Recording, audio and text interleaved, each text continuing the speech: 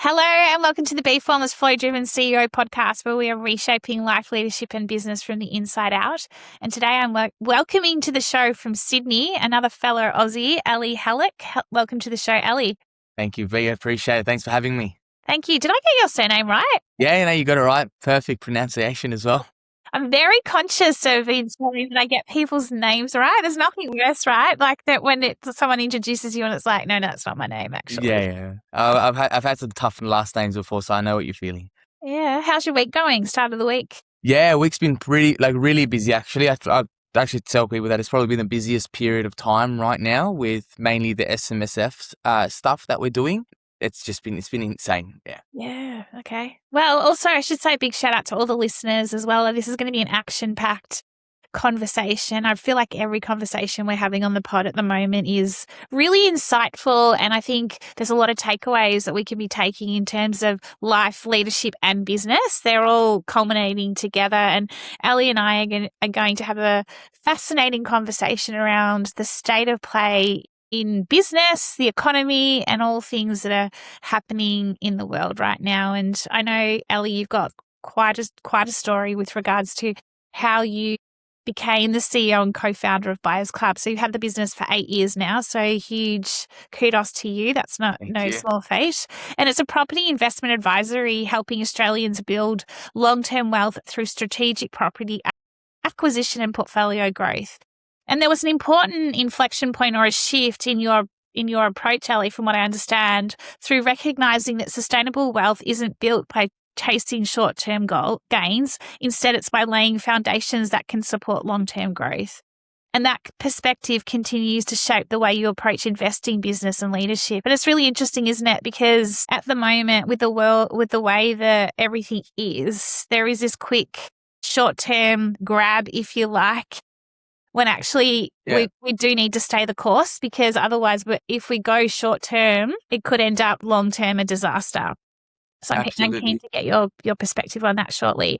So today, through the Buyers Club, you and your team help investors build property portfolios with a focus on long-term value, positive cash flow, I do love that, and financial confidence, so supporting clients to create lasting wealth for themselves and future generations.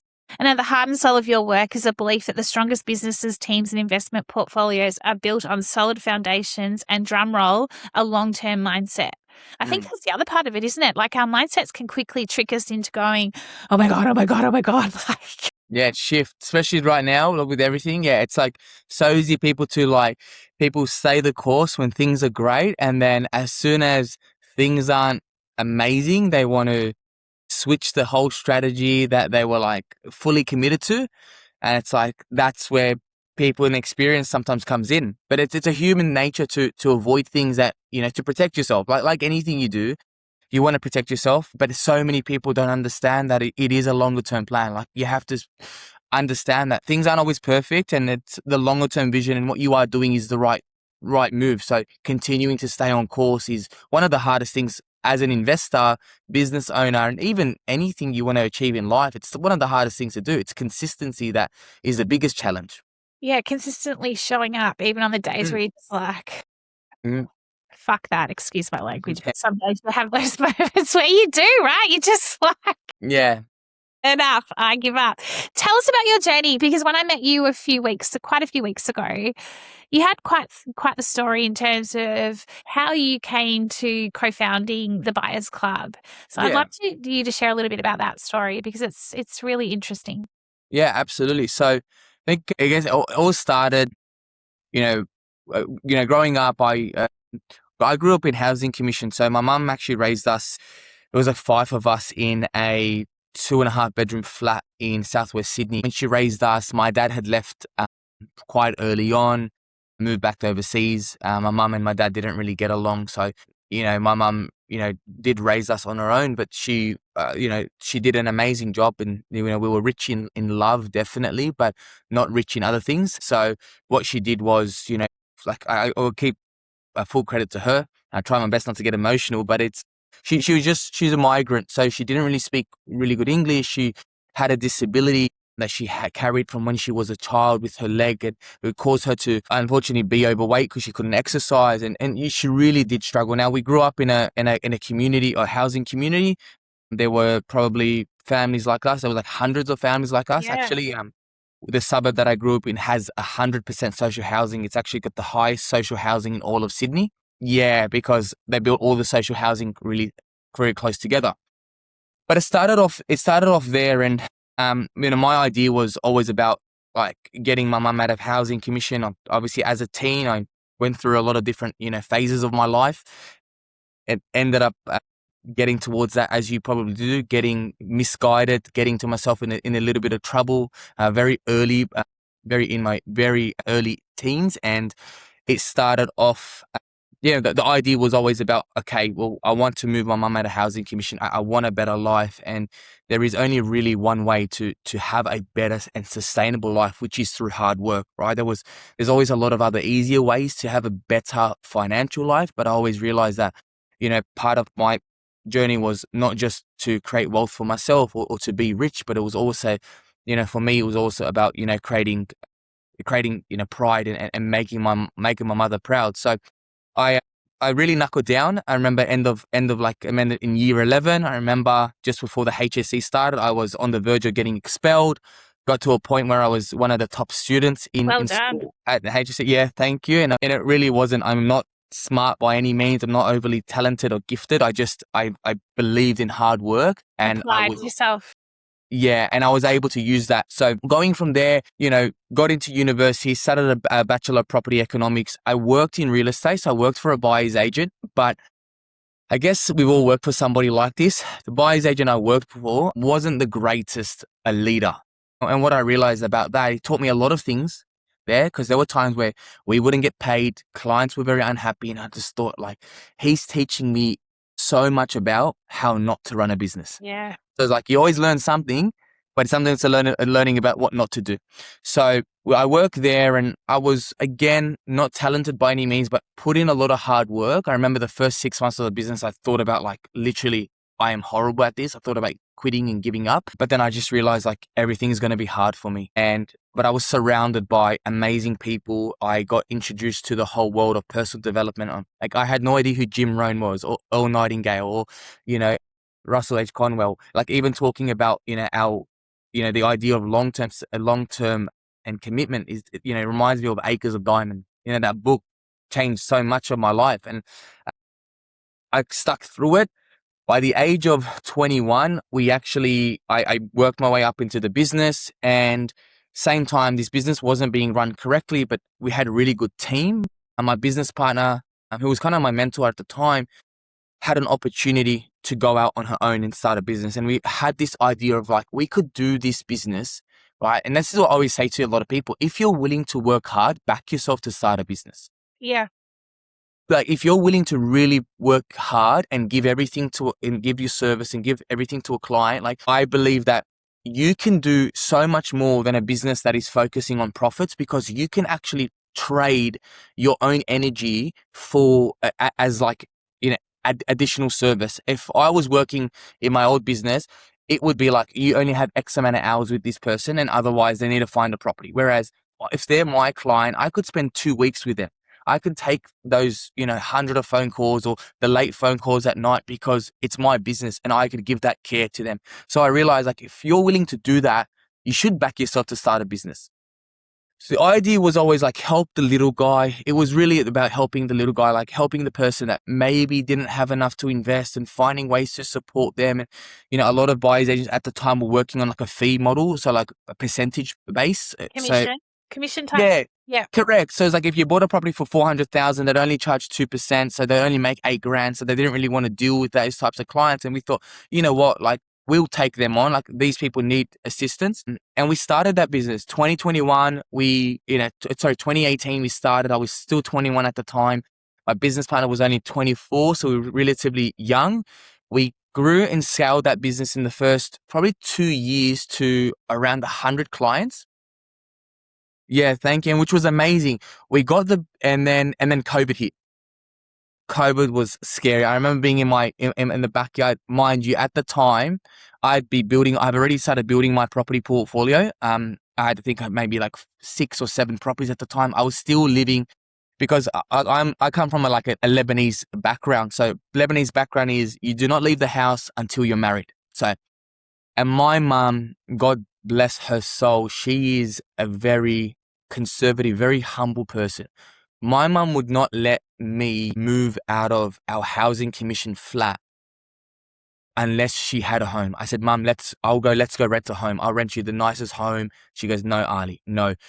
Because my dad left her for so long ago, she never had any security, and she thought like she held onto this housing commission flat as security, and she would never. And I think, you know, my dad, by leaving, had kind of messed with her psychology. She's like, Yeah. okay, I can't leave. You know, I relied on a man, and that he left, and now if I didn't have this, I wouldn't be able to like make rent or whatever. So she's like, Ali, I would never leave until I buy my own home, until we buy a home that's actually ours.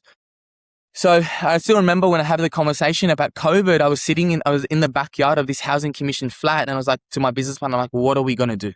Like, I'm freaking out, right? We had staff, we had scaled, we just moved into a new office, and we thought, you know what, let's just figure out like kind of what you'd realize in business. The first couple of years, you get hit with all these different angles, and you're just like, what do you do? So we thought about, downsizing. We thought about letting go of some stuff. We thought about like going back to just like a 2 or 3 man band. And it actually is funny enough, all that stress was for no reason. We grew. We grew. COVID was obviously great for the property market, I guess. Interest rates were really low. We grew again. Ended up doing 200 clients in that month. Well, I would say we were probably at that time one of the fastest growing buyers agents in Australia. But then interest rates happened and going back up. And this is one thing I guess I talk about business and talk about what you mentioned is as a younger person, my idea was always about creating money and creating wealth. And it was always about, moving my mum out of housing commission. But I guess in business, I think I had the wrong approach. My idea was very fast to like grow a business, and the idea was make as much money in the business as possible, like, reduce expenses, increase profits. And I thought that was kind of business was all about. I remember sitting down with one of my mentors who is in his 70s now, has owned multiple Ray White offices and the largest rent roll in all of Australasia across, and it's based in Queensland. He's got 7-8 offices, and they're huge, like 5,000 managements in one office. And I remember him saying to me, Ali, mate, I was getting burnt out. I wasn't really enjoying work. He goes, Ali, you don't have to try to go out there and make $1 million. He goes, if you go out there and you create a team and you create a team that even if you're making half of that or whatever it may be, but you can make that consistently. He goes, this is the thing that you're going to enjoy, because you're going to enjoy being able to go on a holiday and your business is still running. And it's so simple. It's so simple, but it honestly shifted everything for me. And then everything I looked at, instead of about how do I maximize profit this year, I thought about how do I do something this year, whether it's investing in the business or investing in people, that is going to allow my business to last an extra year and 5 years and 10 years. And now everything I do in business is more about how do I have Buyers Club, which is the business, how do I have it running the next 5 years? And then how do I have it running the next 10 years? And that's the approach that you want to look at. So what we started to do was invest in people's training. We started to pick a couple of people who we thought were really good, going to be really good leaders, invest in their training. I remember doing something where I had people in really good roles that I loved them in that role, but I realized that they were outgrowing that role. And it was actually interesting. I offered them a completely different role in the business because I was like, hey, do you want to try something new? I felt like if that wasn't the case, if I wasn't willing to invest into them as individual, I would lose them eventually to something else. Yeah, absolutely. And yeah, the idea is always going to be about, okay, how do you now like everything I think about in business is how do you think about, your business being here in 5 and 10 years? Like what kind of foundation are you laying? So part of that was we paid ourselves last. That's number one rule in business. Pay yourself last, pay your staff second, pay your staff first, pay your clients always first, keep contingencies, pay yourself at the end, and just understand that it is a long road, right? And that's why business owners should pay themselves well, but always pay themselves last, because you carry that risk and you carry that burden. So yeah, that's pretty much like, I guess, the idea now. Like till today, we've kind of grown our business. Think during 2020, 2022, in the property space, for those that are into property, they would realize that was actually the hardest years, because that's when interest rates started to Well, climb. COVID was over. COVID was over, and Yeah, the reality kicked in. There was a lot that happened in COVID, and then all of a sudden, and then obviously, like, that's 6 years ago now, isn't it? And here we are, and look at the state of everything right now. And you've got your yeah, next inflection point in terms of where we're at from a property perspective, from the new budgets that have kicked on in, and there's a lot of conversations happening and circling right now. Inflation's as high as it's been. So automatically, people, you're probably up against this point where it's like people are looking for short-term solutions versus playing the long game, which is exactly like you're talking about. Like, even if you think about your mum for a second, right? Like, it's a fascinating story, isn't it, that you grew up in housing commission, and you're trying to get her out, like reacting like, I would need to get you out of here, mum, I need to get you out of here. And I can't imagine what it would be like to live in housing commission. And incredible story in terms of just being, going down the wrong path and then choosing to get off that path and then get on the right path, and look at you right now. Like, it's an incredible story. So again, kudos to you, Ali. thank you. It's interesting that your mum, she was the foundation from the get-go. So she was that solid foundation, and it was all consistent. And even when you were like, come on, mum, and she was like, no, not until it's time. And I think there's a lot to be said in that, in terms of, we quite often, we're looking, and I do it, we're looking 10 steps ahead. Mm. And we're thinking about, like you called it, the freaking out. We all freak out. Mm. When actually, what if we just came right back to here and went, what do we need to do to ensure that any leaky holes in the boat or the foundations? Yeah, absolutely. It's the same in business, and it's same in obviously building a portfolio. It's like the idea that I talk about in a portfolio is like build a foundation. So we talked about, like earlier, you talked about obviously cash flow. Like, we have this rule, we have this kind of rule of four, and one of the rules that we invest is like buy long. And how we do that is, we have, yields. One of the rules are yields cover holding costs. So like essentially cash flow positive, right? Because you think of it, if you're cash flow positive, when do you have to sell? Like, when can you carry a loss in a property, right? Only time you ever carry a loss is when you have to sell. Now, if your yields cover your holding costs and its property is positively geared, you don't have to ever sell, right? So that kind of eliminates a lot of that risk. So if we can build a foundational portfolio starting with, obviously good capital growth, but also good cash flow. I always tell my clients, like, it doesn't necessarily always have to be positive cash flow, but you always build a foundation where you're going, hey, this portfolio is sustainable for you over many years, meaning you don't ever have to sell this portfolio, and that becomes your base. What will happen after you build that base is, as the market grows and properties have capital appreciation, you then can look at your base and go, okay, well, I'm going to add another layer to my base, but I'm still going to make sure that my bottom layer, so where I am financially, is still sustainable.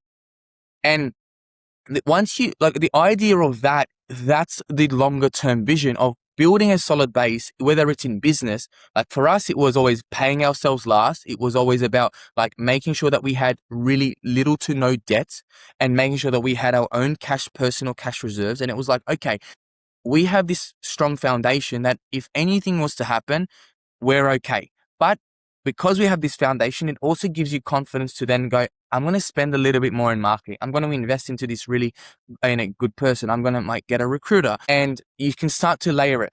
But the idea is you have to be really have that long-term vision. And I always think about like building a business.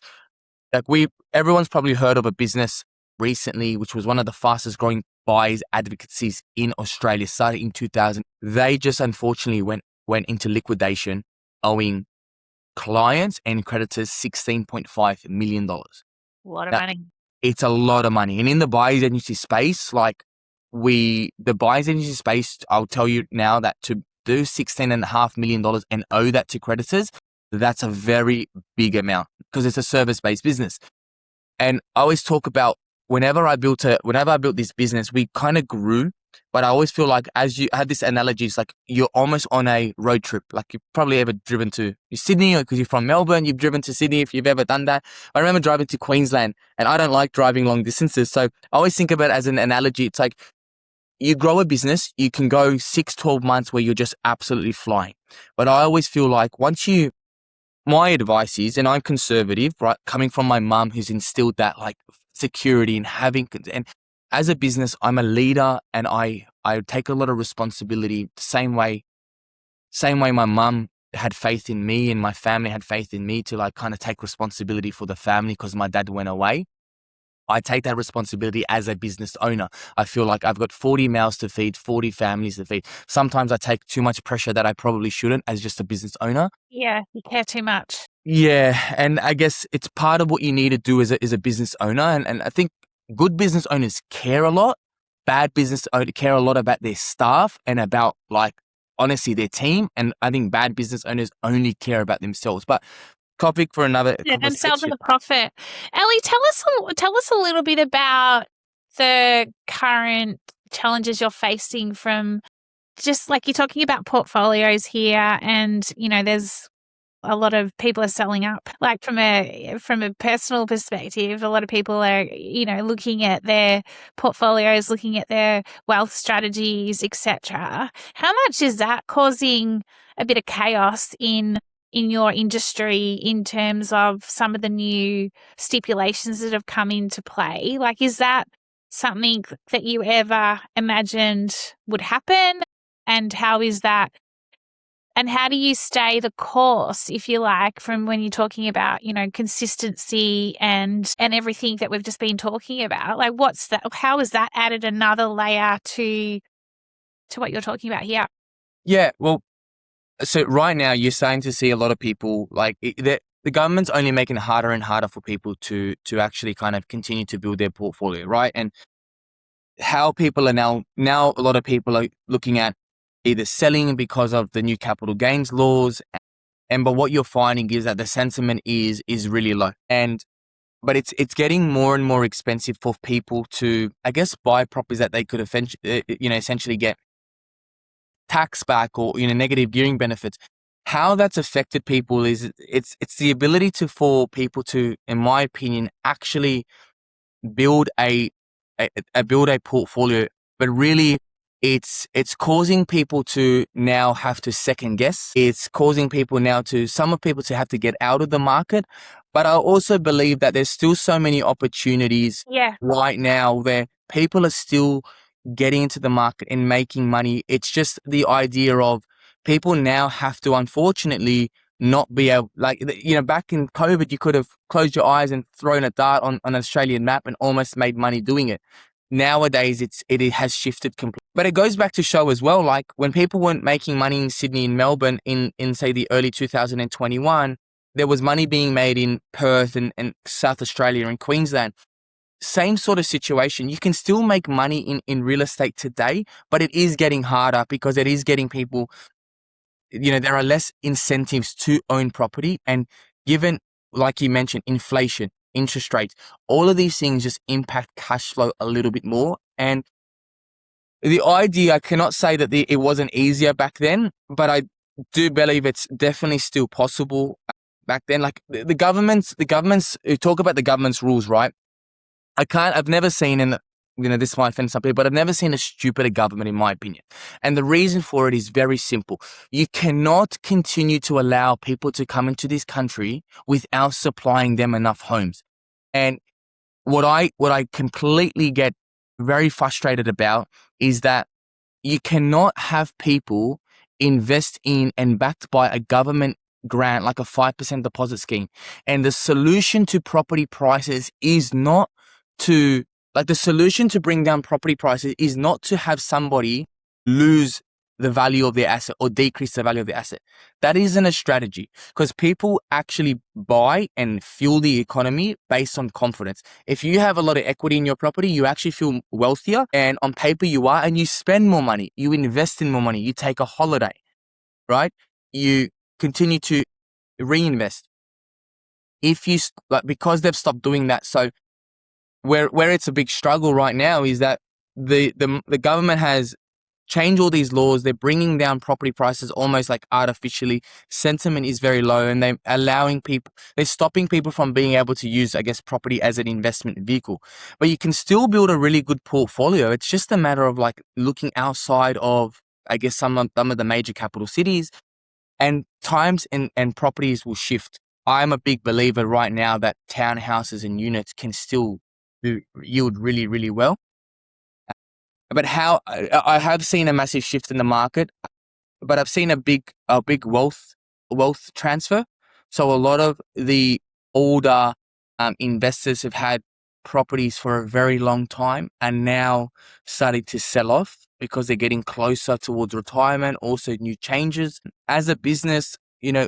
We are evolving. We do both brand new and established properties. So we're starting to see that the brand new properties, there's a surge for brand new properties and new. Because there's two things going on for me. Like there's almost like a reshaping of what wealth looks like. Like if we think about the traditional way wealth has been formed, it's almost going into being formless in a way. It's being reimagined and recreated, which is exactly like you're talking about, looking at emerging markets within Australia, if you like, that you hadn't once potentially looked at. And then you talk about, the new and the old.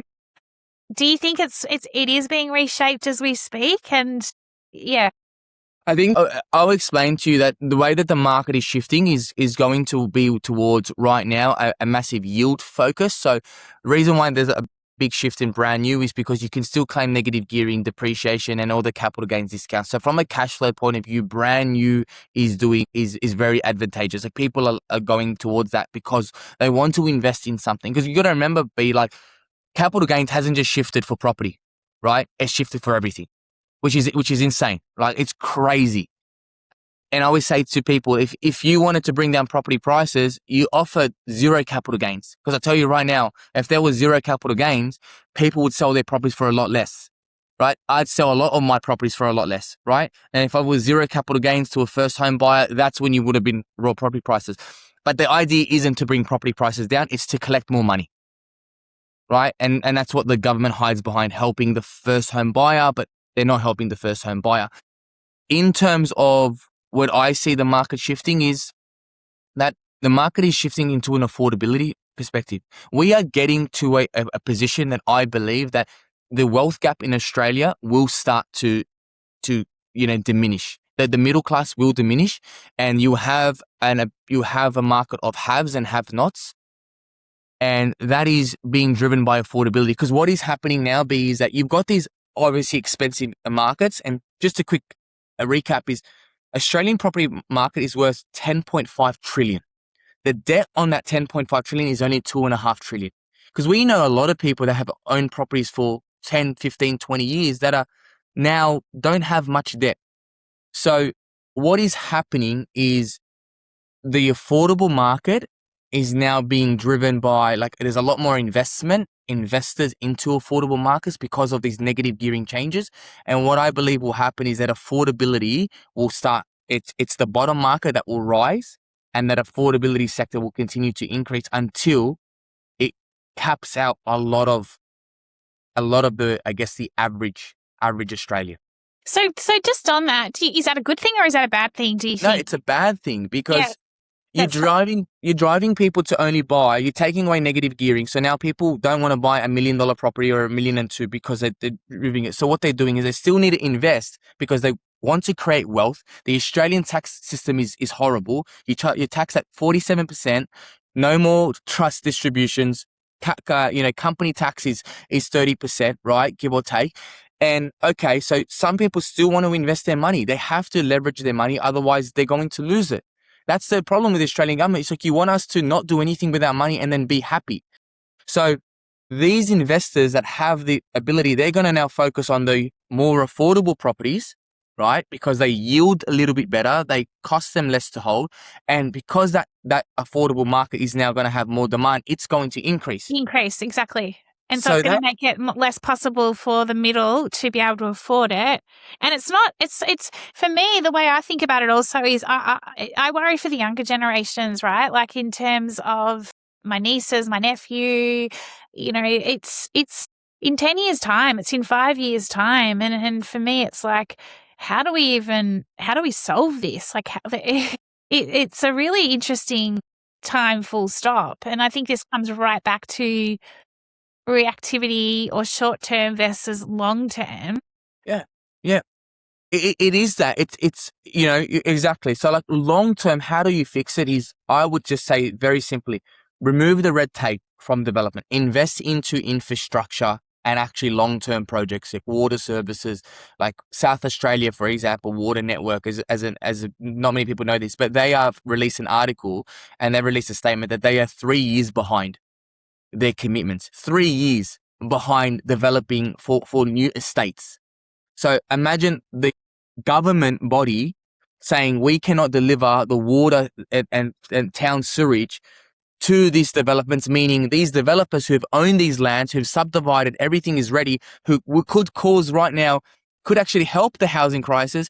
They're saying, well, we don't have the ability to do so. Well, where's that money coming from? Yeah. Where does that money go? So that money is should be coming from the government, but it's not. So how do you do it?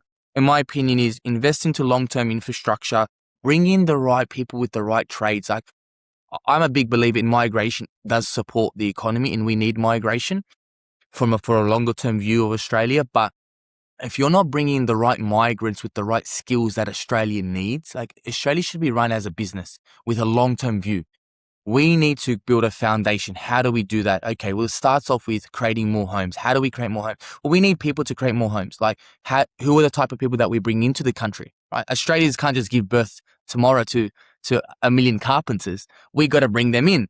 So let's find people that can come in. Let's remove the red tape from development and let's create more supply. That will cause more housing, which eventually will lead to lower property prices, or at least a stabilized market. But they don't do that because they don't look at a long-term vision. They're looking at how do we win votes today? How do we help some people now with these policies? And let's stay in parliament for the next, 4 years. And that's the issue that the government needs to have. And then I genuinely believe there's a lot of corruption, if you don't mind me saying. Like I said to you the other week, it's raw, it's unfiltered. I think the podcast is for everyone to share their voice. And I think, and you know what, I talk about, for example, I talk about all these things about property, but every time I talk about these things, it makes me as a property investor, and I am 29 now, and I've built a portfolio of 60 properties, and I don't say that to for any reason, but purely because I'm trying to create a sustained wealth. And at the end of the day, I believe that the government isn't going to be there to support you.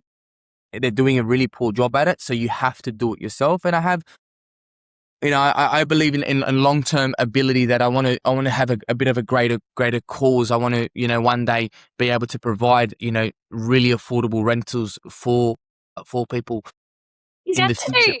Yeah, okay, because I was going to ask you around the Housing Commission, because do you, like, based on everything that you've been, I love your passion, by the way, Ali, like I can tell how worked up you're getting, like it's great. We need people like you, trailblazing and, calling out what is true, whether what side you're on, this is the reality of it, right? And I think it's, great that we can have these conversations. Do you think there's also, given your background and what you've grown up in, do you think there's going to be a rise in Housing Commission as well? Or do you think that, like, if we come right back to this affordability piece and, you talking about this layer being removed almost, and so do you think that we're going to see more of that? And I'm not trying to be doom and gloom here at all. I'm just calling it out. The other question I had was, is that part of your cause? Is that part of your purpose to then be able to ideally provide or be championing that affordable housing or affordable rent? Yeah. Well, Yeah, absolutely. Well, my strategy is always to be buying affordable housing. And before people come out there and say, "Oh, well, you buy certain properties," like, I can assure you, like, some of the properties that I buy are like blocks of units, right? That have 9 dwellings on them, which are on one title, which are $2.5 million. Like, this isn't bought by a first-time buyer. I'm actually buying investment style properties, and what I'm doing is eventually creating actually more supply. So, and this is the thing, right? Investors shouldn't be pushed away. If as an example, if I go buy a block of 9 units that's on one title and I subdivide them or strata title them, I give 9 people opportunities now to buy a very affordable housing. Why should me as an investor not be able to profit from that? But I'm also creating an ability for people to buy something that probably wasn't able to be bought from them in the first place. In the question in terms of creating more affordable housing, I wish that the government, I wish I had believed that the governments had the ability to create more housing. I talk about a lot of things regarding property investing, but everything I talk about, I ended up continuing to back property investing. And the reason for that is, it's a simple quote. Your investment in property is almost a bet against the government's inability to create or solve the housing crisis. So if we talk about, will there be a rise in housing and housing commission? I believe there'll be a rise in what we call community housing, where there are more service-based companies that actually provide, I guess, support to people that go out and find private rentals, but are taken under leases of housing. But in terms of government housing, I genuinely hope that they can continue to build more, because I think it is needed. But unfortunately, I don't actually believe that they will create more affordable housing, or at least the amount that is needed. And again, it comes back down to the cost of construction, the red tape around the cost of developable land. All of these things are the root cause. You can create affordable housing if you remove the root cause of why they become affordable in the first place. But yeah, like housing commission, I really hope that we don't shift, but if I'm being very honest, I think we're going to shift into what we call, like, what you see in like London and in New York, where one income may not even be able to afford an average rental. Because if we don't continue to build enough, sorry for that.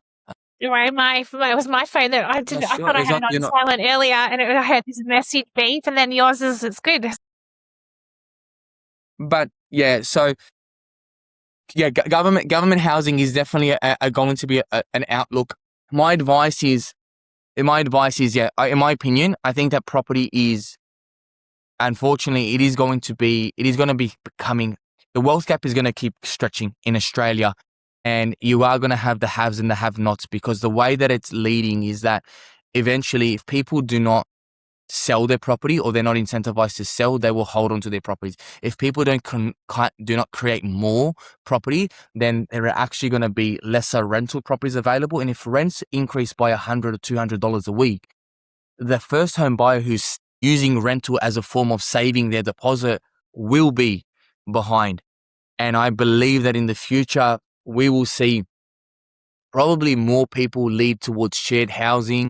Yeah, changes. Not being able to afford property in the future, and that is going to continue to occur until right now. I believe that because of these changes, we've actually pushed away some very, very affordable markets. And when this affordable market ceiling does lift, which I believe it will lift in the next, say, 12 to 18 months, we've already started to see, like, I track a lot of data, and I see that in every capital city, you look at like the 50 to 75% of property prices that are the more expensive, they're always coming down. They're declining. But then you look at this 25% of property prices in every state, and surprisingly, every single one of them has still shown month-to-month growth.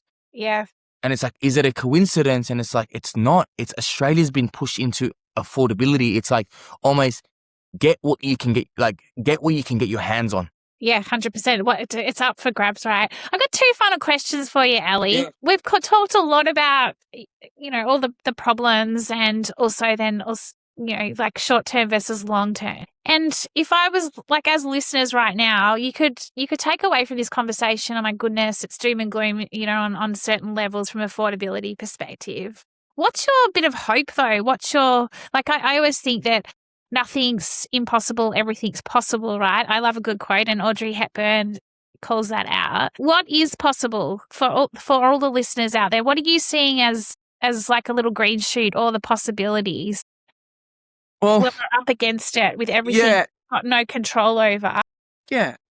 I think right now, like, right now, this, if you look at the time that you have, there is opportunity right now in the market, right?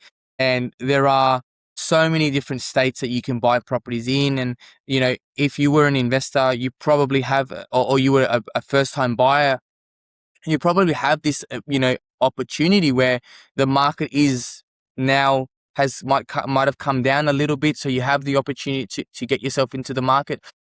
I still believe that at the end of the day, property is going to be possible. People just need to property is just, and it's just saving, right? People just have to be able to sacrifice a little bit. And in my belief that anything is possible, whether you're just willing to take that risk.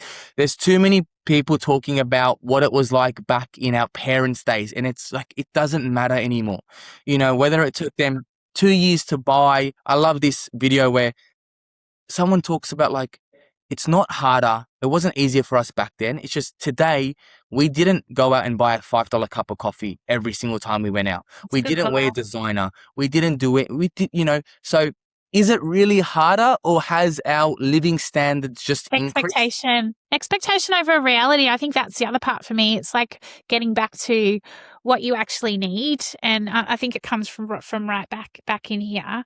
Last but not least, Ali, at the very start of this conversation, you talked around leadership and you've experienced bad leadership and then what constitutes good leadership. If you could give a message right now to the leaders we have running the country, or if you could do it differently, what would you do differently? I always talk about, you use one word to reflect the business and reflect the way that we should do everything in life. And it comes down to a very simple 4-letter word. And I always say care. And care about people as if they were honestly your family. Like in business, in business, if you care about the staff as if you wanted, your own family to work for somebody, care for them, care for what their outlook is and what they actually do need, and move and make decisions with that care or that person in mind first.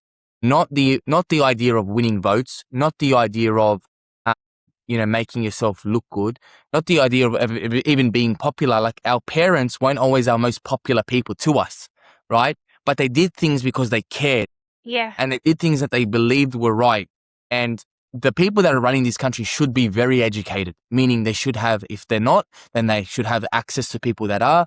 And if they had the ability of genuinely caring about leaving a very good, a very good taste in everyone's mouth, or just, a very good example, they would focus on caring about every Australian and the future of every Australian, and not so much about, and this is the same for business, care about your customers, care about your team, put the care in mind first. If you can genuinely remove yourself from any sort of attachment, financial, beneficial attachment, and you have that care, so many decisions are a lot easier to make. And honestly, as a leader, you probably come out on top every single time because you lead from example and people respect that. And then usually people really give a lot back. It's like eating it. You're the last to eat at the table, right? Or you're the last one to have your plate. I love it. Ali, what a liberating, insightful, controversial, love it conversation. And the fact you're only 29, you have so much ahead of you. I'm excited to see where you and your co-founder take Buyers Club and being an advocate for caring for the community, caring for society, and ensuring that we have an abundant future is ultimately what you're talking about here. And I think it's incredible hearing your story. So thank you so much, Ellie. How do we find out more about the Buyers Club, and how do we find out more about you? I know you've got a YouTube channel too, right? Yeah, I got a YouTube channel, but I just, buyersclub.com.au. I have my Instagram link that I could send you. That's just Ali.Hallak. So my first and last name, number 1 at the end of it. And then, I share quite a bit of my own personal journey on there. I'll have to So follow you on Insta. I was just writing it down. I didn't. I'll go after this. I'll get you on Insta. Ali, thanks. Ali, thanks so much for the thank you so conversation. much. I've really enjoyed it. And yeah, listeners, there's a lot to be taken away from here today. And I think the big call outs are rich in love. Don't forget to be rich in love. Yeah, obviously it's important to from a wealth perspective, but rich in love was a big takeout for me. By long, I think was the other one, and this ability to care. And also, I think stand up for what you believe in and don't be afraid to say what is on your mind. I think that the more we can be all talking about what is on our minds versus holding it in will help us all as well. So, Ali, thank you so much. Thank you so much, B. I appreciate it. Thank you so much and love your work. Thank you. Take care. Bye-bye.